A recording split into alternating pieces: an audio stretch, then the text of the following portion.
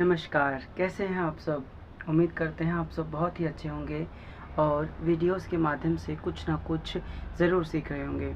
तो आइए आज की वीडियो की शुरुआत करते हैं बिना समय को गवाए। तो आज की वीडियो में हम सीखने वाले हैं 12वीं कक्षा का विषय अर्थशास्त्र, जिसके अंदर हम टोटल प्रोडक्ट, मार्जिनल प्रोडक्ट और एवरेज प्रोडक्ट के बीच में क्या संबंध है उसको एक चित्र के द्वारा समझेंगे। किसको? टोटल प्रोडक्ट, मार्जिनल प्रोडक्ट और एवरेज प्रोडक्ट, इन तीनों के बीच में क्या रिलेशन है, क्या संबंध है, इसको हम एक चित्र के माध्यम से समझने वाले हैं। आइए इसके लिए हम पहले एक तालिका बना लेते हैं। तो हम मान कर चलते हैं कि हमारे पास भूमि की इकाइयाँ जो हैं वो स्थिर हैं। तो हमारे पास जो श्रम है वो परिवर्तनशील रहेगा। ठीक है, श्रम। अगर हमारे पास 0 श्रम है तब भी हमारे पास भूमि की एक इकाई है। 1 श्रम, 2, 3, 4, 5, 6, 7, 8, 8 श्रम जब है हमारे पास, भूमि की इकाई हमारे पास कांस्टेंट है, स्थिर है। 1, 0 पर 1, 1 पर भी 1 है, 2 पर भी 1 है, 3 पर भी 1, 4 पर भी 1, 5 पर भी 1, 6 पर भी 1, 7 पर भी 1 और 8 पर भी 1 ही है। ठीक है, लेकिन हमारा जो कुल उत्पाद है, कुल उत्पाद वो क्या आ रहा है? अपना कुल उत्पाद हमारे पास निकल कर आता है। इसको हम लिखते हैं 0, 6, 20, 48, 72, 80, 84, 84 और अगेन 80। ठीक है, अब हमारे पास आता है सीमांत उत्पाद।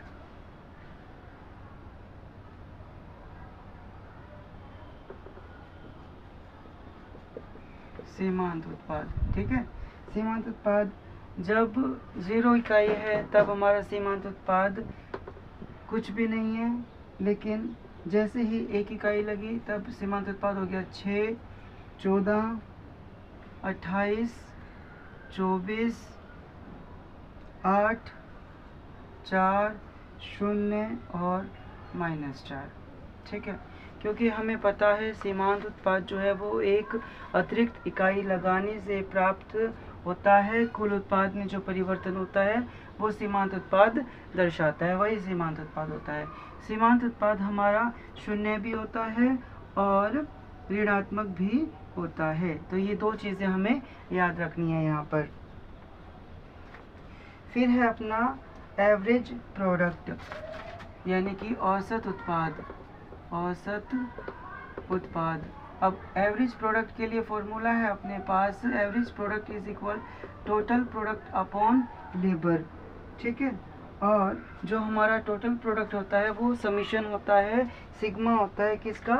एमपी का। तो यहाँ मैं लिख रहा हूँ total product is equal sigma of MP. औसत उत्पाद हम लिख लेते हैं फर्स्ट पर, यानी कि 0 पर कुछ भी नहीं है तो माइनस का निशान लगा दिया। फिर है 6, 10, 14, 6, 10, 16 है, सॉरी 16। फिर है 18, 16, 18, अगेन 16,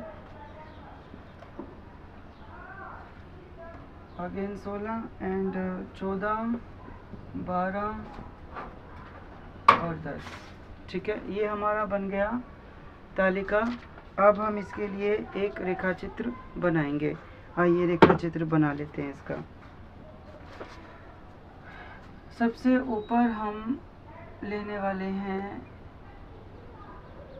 यहाँ पर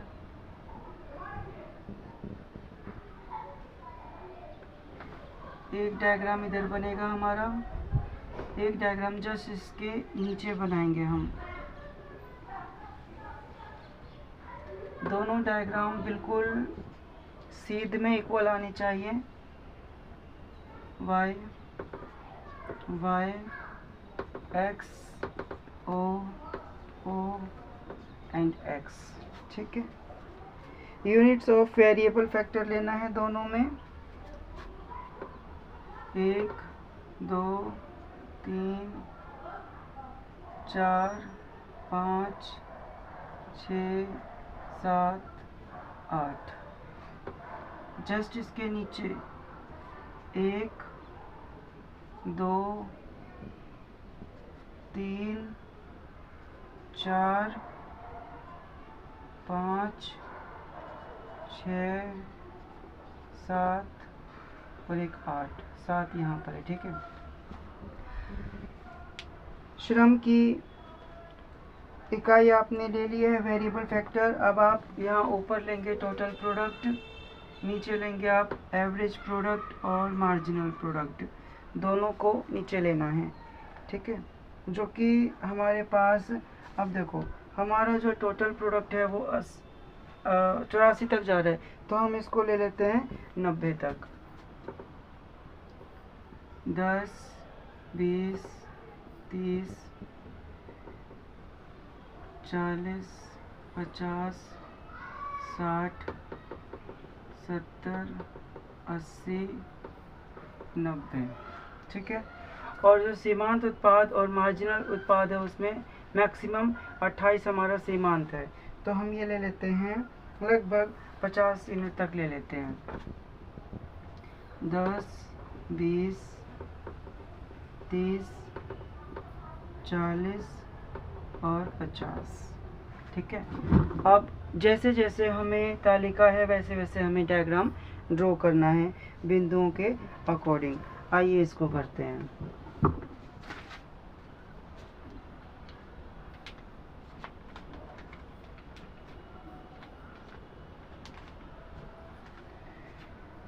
देखो, कुल उत्पाद हम सबसे पहले टोटल प्रोडक्ट बनाएंगे। कुल उत्पाद हमारा 0 है, 1 इकाई लगाने पर कुल उत्पाद कितना आया हमारा 6। 1 इकाई लगाने पर हमारा जो कुल उत्पाद है वो 6 आ रहा है, तो 0 है और यहाँ पर 6 आ रहा है, तो इसके जस्ट नीचे यहाँ पर बिंदु लगा दिया। 2 पर 20 है हमारा कुल उत्पाद, 2 पर 20 है, यानी कि ये आ गया यहाँ पर।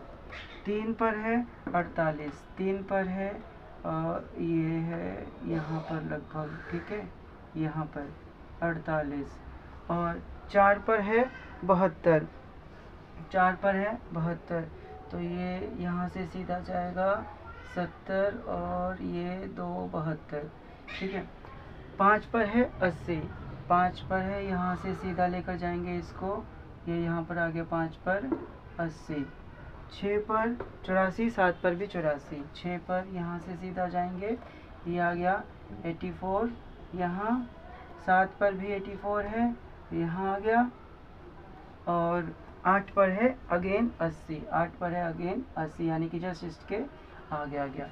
जो जो बिंदु मिले हैं हम सभी बिंदुओं को एक रेखा में मिला लेते हैं, बिल्कुल हस्त मुक्त रेखा से आपने इसको मिलाना है बड़ी सावधानी के साथ। ठीक है, ये हमारा मिल गया है, ये रेखाएं हमारी मिल गई हैं। ठीक है, पहला हमारा काम यहाँ तक हो गया है, इसका नाम है टोटल प्रोडक्ट। अब हम बनाते हैं सीमांत उत्पाद और औसत उत्पाद। तो सबसे पहले हम बनाएंगे सीमांत उत्पाद। ठीक है, देखो 0 पर कुछ भी नहीं है, नेगेटिव है, छोड़ दो। 1 पर है 6, हमें लेबर से नीचे वेरिएबल फैक्टर है ना, वेरिएबल फैक्टर, यहाँ पे भी वेरिएबल फैक्टर है, वेरिएबल फैक्टर। अब आप देखिए, 1 श्रम पर सीमांत उत्पाद है हमारा 6, 1 श्रम पर है 6, यानी कि यहाँ पर आपने बिंदु लगा देना है, ये बिंदु लगा दिया। 2 पर है 14, 2 पर है 14, यानी कि यहाँ करीब। 3 पर है 28, 3 पर 28, 30 के जस्ट नीचे, 30 से नीचे। ठीक है, और 4 पर है 24, 4 पर है यहाँ पर ये 24, यानी कि 20 से ऊपर। 5 पर है 8, 5 पर है 8 यानी कि 10 से भी नीचे, और 6 से थोड़ा सा ऊपर, ये तो यहाँ लगा देते हैं, और 6 पर है 4, 6 पर है 4 यानी कि इससे नीचे, तो ये यहाँ आ गया लगभग। 7 पर है 0, 7 पर क्या है 0 है, तो 7 पर हमारा जब 0 आता है तो हम इसको 7 पर यहीं ले आते हैं, ठीक है। उसके बाद 8 पर है -4, अब देखो नीचे की तरफ इसको ले आओ, यहाँ लिख दो -10, -4 मतलब तकरीबन यहाँ आएगा ये बिंदु, इसको हम थोड़ा छोटा लिख लेते हैं 8, ये यहाँ आ गया बिंदु है ना यहाँ पे। अब जो जो बिंदु मिले हैं सबको मिला लीजिए, ठीक है। बिंदुओं को जहाँ से शुरू होते हैं बिंदु, वहाँ से आप इनको मिलाइए, मिलाते जाइए। देखो 0 पे आ गया, उसके बाद नीचे की तरफ आएगा, ठीक है, यहाँ से ये नीचे की तरफ आ गया, ये हमारा बन गया बिल्कुल मार्जिनल प्रोडक्ट, ठीक है, ये हमारा एमपी बन गया। अब हम बनाएंगे इसके लिए एवरेज प्रोडक्ट कर्व। तो देखो 0 पे कुछ भी नहीं है, छोड़ दो, 1 पे है 6, 1 पर 6 यानी कि यही वाला, अगेन यहीं से शुरू हो जाएगा। 1 पर हो गया, 2 पर है 10, 2 पर है 10 यानी कि यहाँ पर। 3 पर है ये रहा, 3 पर है 16, 3 पर 16 यानी कि 15 और 1 16 यहाँ पे, और 4 पर है 18, 4 पर है 18 यानी कि 20 से जस्ट नीचे, ठीक है, 4 पर है 18, यहाँ पे लगा देते हैं, और 5 पर है 16, 5 पर अगेन 16 यानी कि यहाँ पर, ठीक है। उसके बाद 6 पर है 14, 6 पर 14 यानी कि तकरीबन यहाँ पर, ठीक है, और 7 पर है 12, 7 पर 12 यानी कि 10 और 2 12, ये भी 7 के ऊपर ही आ जाएगा आपका, जस्ट 7 पर 12, और 8 पर है ये 10, ये बिल्कुल 10 की सीध में आप ले आई। ऐसे जो जो बिंदु आए उन बिंदुओं को मिला लेते हैं। अब हम ऐसे बिंदु आ रहे हैं, ये बन गया हमारा एवरेज प्रोडक्ट, ठीक है। अब आप देखेंगे इसके अंदर एक चीज़ कॉमन आ रही है, वो क्या है, देखो ये सारे पॉइंट मिल गए, जैसे कि तीसरा पॉइंट है ना, ये आपस में मिल जाएगा, ये यहाँ आके मिल रहा है, देखो ये मिल रहा है ना, तीसरा पॉइंट मिल रहा है हमारा, और हमारा मिल रहा है ये वाला बिंदु, 7th पॉइंट भी मिल रहा है। आप यदि गौर से देखेंगे ना इसको, ये थोड़ा सा टेढ़ा हो गया,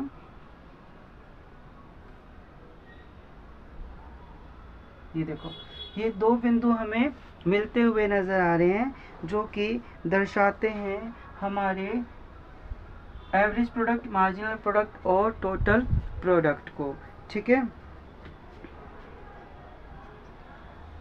अच्छे से ये डायग्राम बनाना है, एग्ज़ाम के दौरान ये डायग्राम 100% आता है, तो आप इसको बनाइए, ये हमारा वेरी इंपॉर्टेंट डायग्राम है,